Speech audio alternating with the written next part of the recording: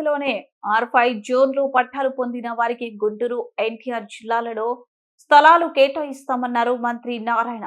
గత ప్రభుత్వం అమరావతిని నాశనం చేయాలనే ఉద్దేశంతో ఇష్టానుసారంగా వ్యవహరించిందన్నారు. త్వరలోనే అమరావతి రైతుల సమస్యలు పరిష్కరిస్తామని స్పష్టం చేశారు. మంగళగిరి మండలం నీరుకొండలో మాదల గోవర్ధన్ రావు చారిటబుల్ ట్రస్ట్ ఆధ్వర్యంలో నిర్వహించిన ఉచిత వైద్య శిబిరాన్ని మంత్రి ప్రారంభించారు. ఎన్నో ఏళ్లుగా పేదలకు సేవ చేస్తున్న ఎంజీఆర్ ట్రస్ట్ ను మంత్రి నారాయణ అభినందించారు. పేదల కోసం విద్య, వైద్య సేవలు అందించడాన్ని అభినందించారు. ప్రభుత్వం కూడా ఎన్టీఆర్ వైద్య సేవ ద్వారా పేదలకు ఉచితంగా నాణ్యమైన వైద్యం అందిస్తున్నారు.